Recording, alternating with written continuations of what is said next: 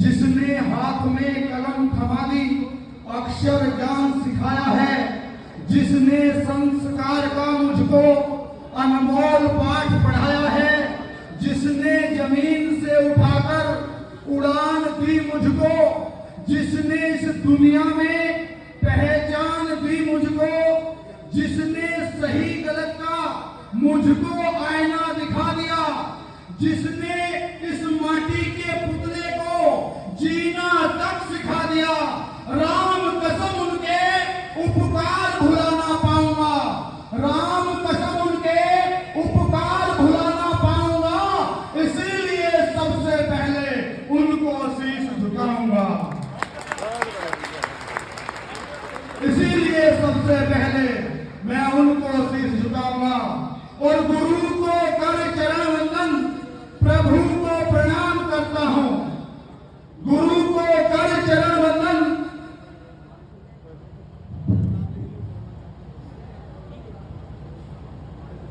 गुरु को कर चरण वंदन, प्रभु को प्रणाम करता हूं। और प्रभु भी जिनके पैर छूते हैं उन माँ बाप को प्रणाम करता हूं। और माँ बाप भी जिसे माथे से लगाते हैं इस पावन माटी को प्रणाम करता हूं। और ये माटी भी जिसे पाकर धन्य हो गई, मैं उस माता हिंजाबाई को प्रणाम करता हूं,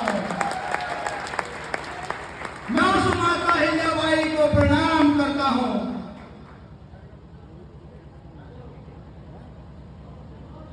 और यहां पर उपस्थित अपने पाल समाज की एकता अखंडता को बनाए रखने वाले, अपने समाज में हुए महापुरुषों और देश के अमर शहीदों को सम्मान करने वाले, इस मातृभूमि का गुणों का बखान करने वाले, भारतीय सेना पर अभिमान करने वाले और राष्ट्र ध्वज तिरंगे को सलाम करने वाले, मैं आप सभी को प्रणाम करता हूं, आपका अभिनंदन करता हूं, आपका स्वागत करता हूं।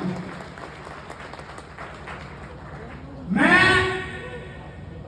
आप लोगों का कीमती समय बहुत ज्यादा बिल्कुल भी नहीं लूंगा, अपनी बात को कम से कम समय में पूरा करने की कोशिश करूंगा। मैं व्यक्तिगत रूप से कहूंगा कि मैं अपने बच्चों में, अपने पाल समाज में और दूसरे समाज के विद्यार्थियों और युवाओं में कुछ कविताओं के माध्यम से राष्ट्रभक्ति भावना जगाने की कोशिश करता हूं।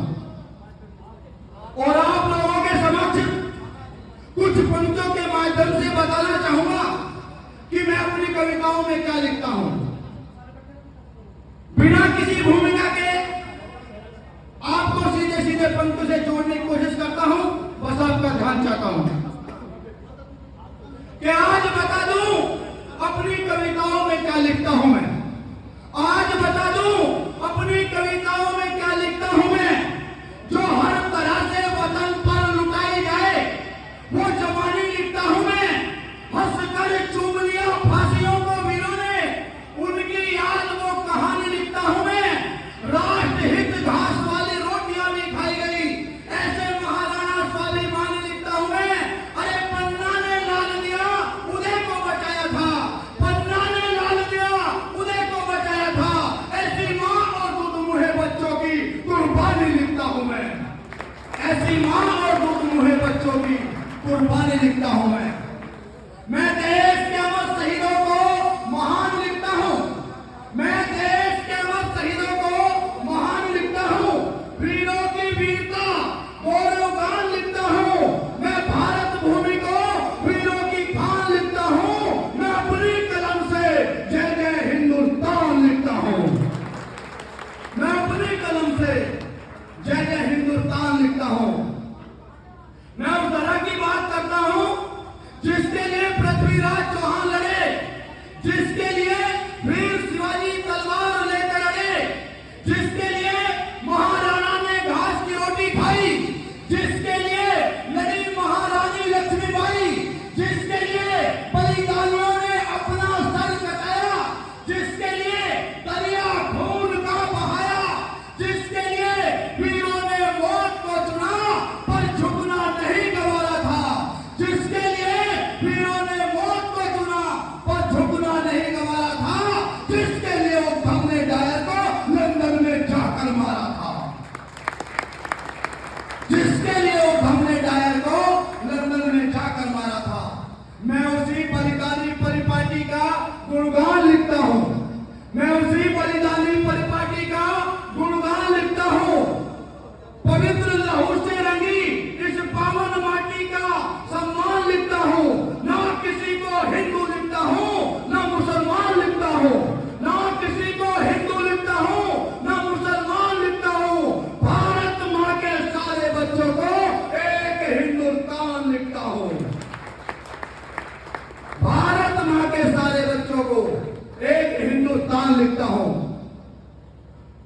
अभी जब बहुत जगह सर्जिकल स्ट्राइक जैसे अभी की थी, उससे पहले जब आतंकियों का हमला हुआ था, पुलवामा में, उरी में आतंकी हमला हुआ, पठानकोट में आतंकी हमला हुआ, मैं उन हमलों को ध्यान में रखते हुए, उन वीरों की शहादत को ध्यान में रखते हुए, उनके परिवार के दुख को ध्यान में रखते हुए मैंने कुछ पंक्तियां लिखी हैं, वो आपके समक्ष रखता हूं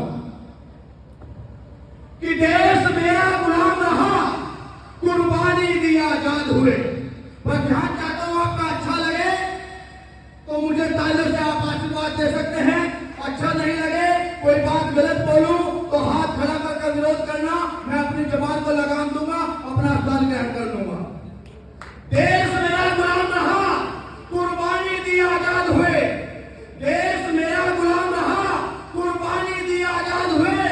पर आजादी पाने में लाखों घर बर्बाद हुए और सिलसिला कुर्बानियों का आज तक भी रुका नहीं। सिलसिला कुर्बानियों का आज तक भी रुका नहीं। सरहदों पे बहता हुआ खून अभी तक रुका नहीं। सरहदों पे बहता हुआ खून अभी तक रुका नहीं। हर बार धोखे से वार हुआ, कोई युद्ध नहीं मैदानी था। हर बार धोखे से वार हुआ, कोई युद्ध नहीं मैदानी था। सरहद पर बहने वाला खून स्वाभिमानी था। जितने फौजी शहीद हुए, हर बेटा हिंदुस्तानी था। हम जान गए, हम जान गए, होने वाला सरहद पर हर हमला पाकिस्तानी था।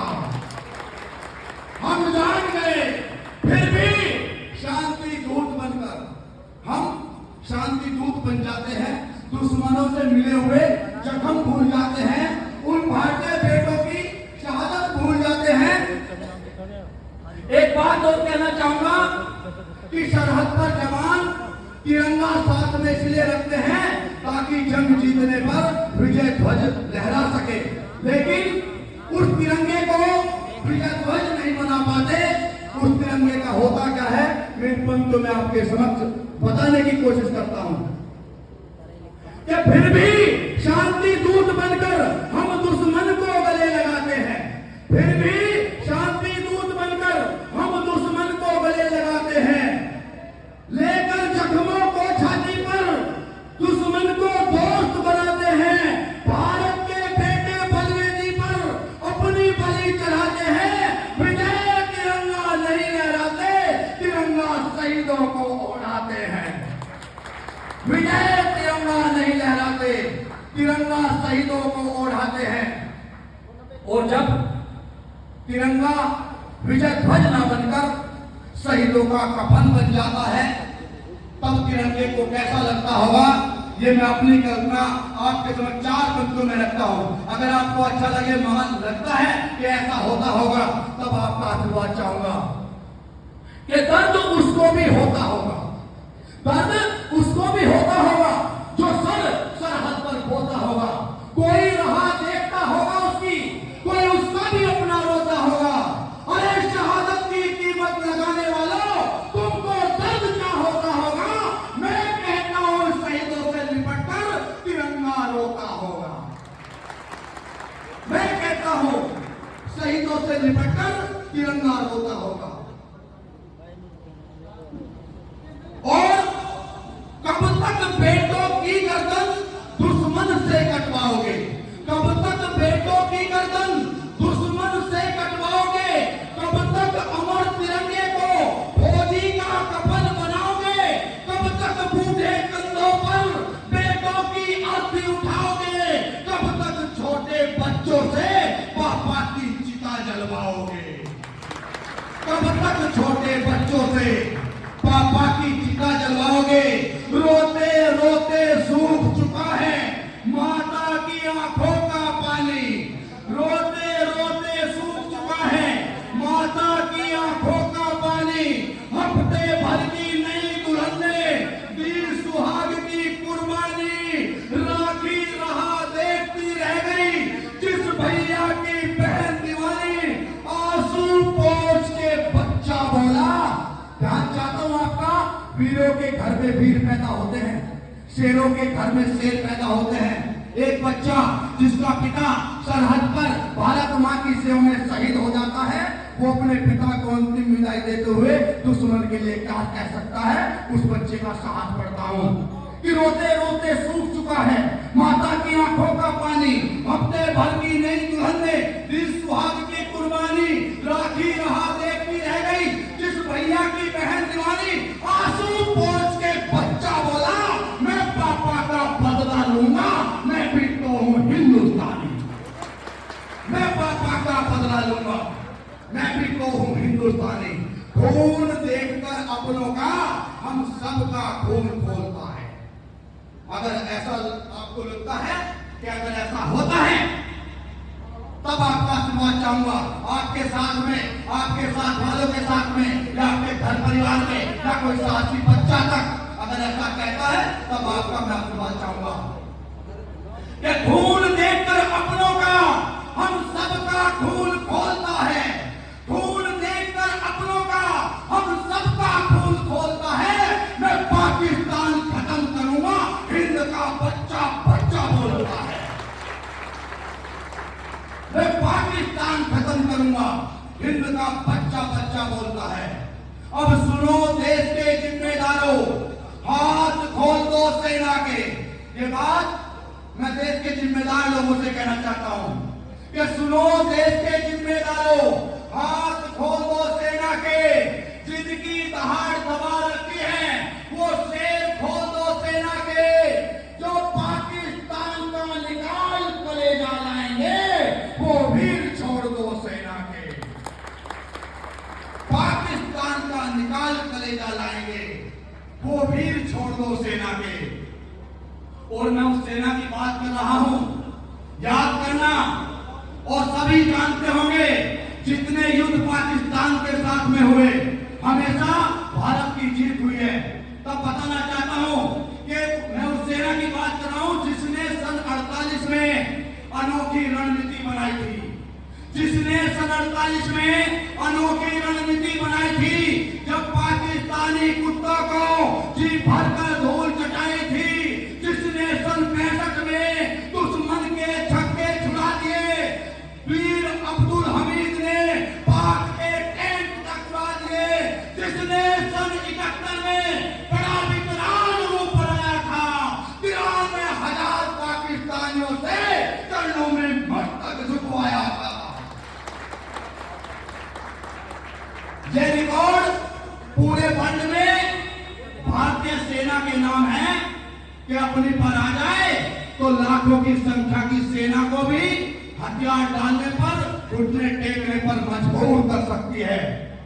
और ये रिकॉर्ड पूरे वर्ल्ड में पाकिस्तान के नाम है कि जितनी कायर फौज पाकिस्तान के पास है, इतनी वर्ल्ड में किसी के पास नहीं कि लाखों की संख्या में होकर भी अपने हथियार डालकर घुटने टेककर बोलती है कि हिंदुस्तान की सेना से डरना हमारे बस की बात नहीं है।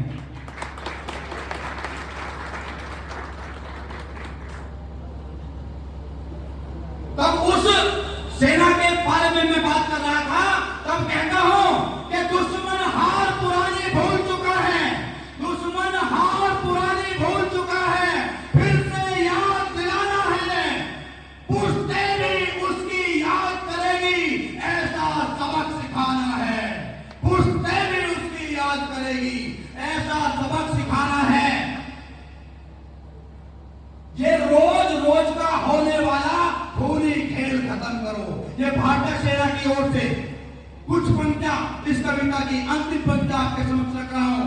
ये भारतीय सेना की ओर से देश के जिम्मेदार लोगों के लिए कहना चाहता हूं कि रोज रोज का होने वाला खूनी खेल खत्म करो। रोज रोज का होने वाला खूनी खेल खत्म करो। दुश्मन आपके कदमों में होगा, आप केवल हुक्म करो।